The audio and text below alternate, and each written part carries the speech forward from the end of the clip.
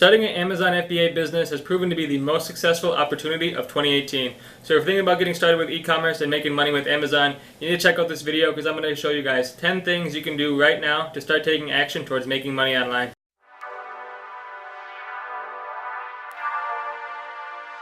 Hey, what's going on everybody? Sam here with Millionaire Mindset, back with another video to help you grow personally and financially. Today I want to talk to you guys about Amazon FBA, why I think it's the best online business opportunity of 2018, and I'm going to give you guys 10 things you can do right now to start your journey to financial freedom. So the first thing you guys want to do is open a separate bank account and or open a separate credit card. So if you don't have a line of credit, don't worry, a debit card works just fine for Amazon, but I like a credit card because you earn a lot of points, you can travel for free, putting all your expenses on your separate credit card. And you guys want to do this just because it makes it a lot easier for taxes and keeping everything in order so you can keep track of all your profits, keep track of all your expenses without having to mix your personal and business accounts together. So it really does help, and you're going to want to do this because when Amazon asks you for your bank account information, you don't have to go back and change it. You can put this off for a little bit, but I recommend just getting this over with, creating that separate bank account. It'll feel good. It'll feel like you're taking action towards your goals. So that's the first thing I would do if I were you. The second thing I would do is open an Amazon seller account because you're going to need this to obviously sell products. You're going to need this to create test listings, create a shipping plan, and it's just going to be something that you're going to need if you sell in some sort of volume. So that's going to cost you a few dollars per month, but if you don't sell right away, you can get that price refunded. So after that, and you get approved to open a seller account, you're going to need to upload some documents. So the documents you guys are going to need is a photo ID, such as a passport and or driver's license, and you're also going to need a bank statement. So you can take a picture of your photo ID, your passport, or your driver's license with your cell phone, and you can go into your bank account, download the last statement that you had, and upload that to Amazon, and you guys should be ready to go with your seller account. Fourth thing I would do if I were you would be to pick a business model that is right for you. So there are three main business models that people do when they sell on Amazon. The first one being retail arbitrage. So what retail arbitrage is essentially is going out to local stores that are usually outlet stores or are big department stores that have products that are going to be able to give you some sort of margin to sell online. So I know the most common ones are Walmart, Target, Marshalls, Burlington, Home Depot. It really depends on what category you want to sell in. You want to make sure it's an unrestricted category because some of the categories on Amazon you cannot sell in, such as beauty and personal care.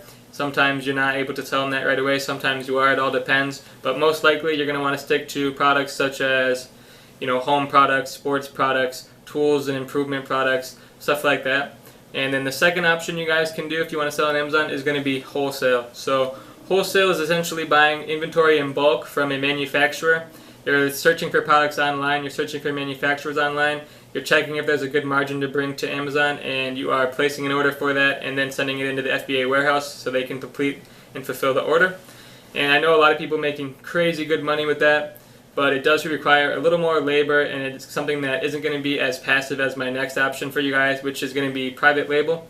So private label is essentially building your own brand. You're again contacting manufacturers and suppliers, but you're putting your own brand label on the products and building an audience that you can hopefully scale outside of Amazon in the long run. So in my opinion, it's the best option, but it does require a little more cash to get started. So there's pros and cons of each one, depending on what you're looking for. I will be making a video going over all these more in depth, so stay tuned for that. So after you decide which business model is right, you're going to move on to step number 5, which is creating a budget. And you want to create a budget of how much you're willing to invest initially, and this will hopefully help you decide what business model is right for you. So with retail arbitrage, you can get started with a very low amount of money. You can go you can go out shopping and only buy a few things just to get started and snowball that into some money to put into one of the other business models. If you already have some cash that you're willing to invest, either wholesale or private label could work depending on what you're looking for in a business. Wholesale is going to be a lot more hands-on, but you might be able to see profits be coming in a lot quicker, and you might be able to kind of minimize your risk because you know these brands are selling already. Whereas for private label, you're creating a new brand and you're researching products that you're not 100% sure are going to sell on. You're just kind of judging by the numbers in comparison to wholesale, which you know if you're selling a brand like Nike, that this brand is going to be doing pretty well for you for the long-term future because it's an established brand and it's not going anywhere. So just consider all these factors when you're choosing your business model and create a budget for how much you want to spend, on shipping and inventory, and create a budget for your seller account, your bank account, all that, just so you have a good idea of what you're going to initially be spending on your inventory and your product. So moving on now, we're going to number 6. So you're going to need some tools to start selling if you're going to do private label. So if you're doing private label, I'd recommend getting Viral Launch. It's the best product research software available as of today, and it really allows you to filter through the millions of products that are on Amazon, and it develops a curated list of handpicked products that they recommend you guys sell. And it's not 100% foolproof, but it does put you in the right direction towards profitable products. It allows you to really see what markets have potential, what products you guys can enter into, and it shows you exactly how many sellers are competing for this product, how many reviews they have, and it filters by an idea score, so it can tell you a 5-star product, which is essentially a home run product, and that really will allow you to get started selling today. You can honestly find a product today if you really wanted to. And for wholesale, you're probably going to need to find a wholesale manufacturer via a trade show, so you can go to one in person or you can look up one online, and you contact these people and you say, hey, I really am interested in your product.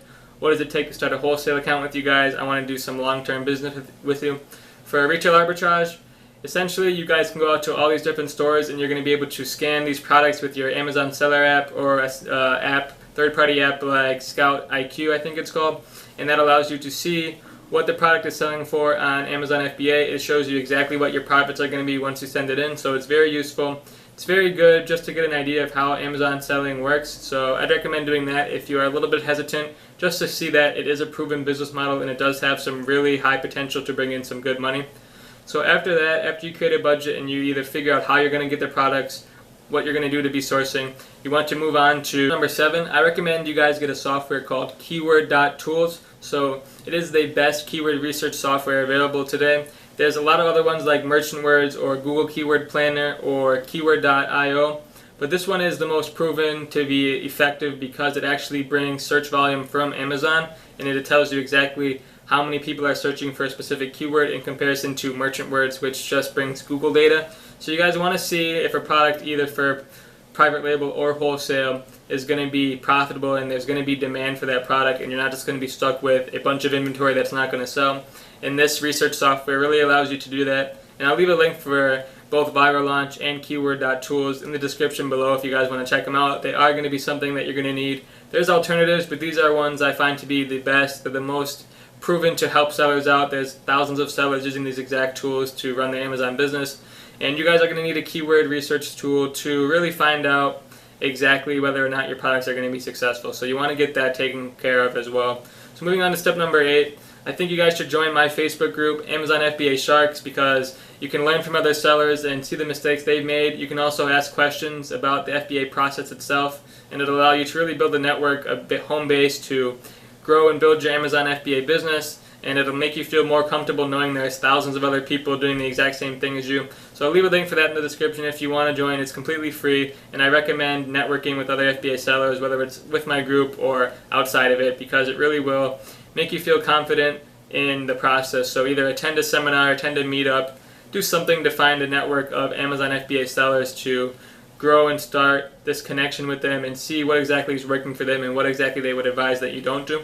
So moving on now, the 9th thing I would do is create a realistic schedule of how much time you can spend on an Amazon FBA business. So if you can spend 40 hours a week, that's great, but a lot of people overestimate how much they can get done, and they want to get started right away, they want to make money right away. But if you have a full-time job or you have a family to take care of, you can't exactly put in 100 hours a week right away. So create a realistic schedule, maybe 1 hour, 2 hours a day. If you're really grinding, that should be enough to point you in the right direction, and it should be enough to take action towards the actual process of selling online. So just be realistic with it, create goals, figure out what you want to get done for the day, what you want to get done for the week, for the month, and take action towards those goals. Which brings me into my last tip for you guys. Tip number 10 is going to be to go all in and take action towards your goals. So you can't be half in, half out. You want to make sure you're fully committed to making this business model work. It's proven to bring money in to thousands of other people. They're working from home, they're not living a 9-to-5 job that they hate, and they're really ready to scale their business to the next level. They're ready to make money, they're ready to build a brand, they're ready to take action towards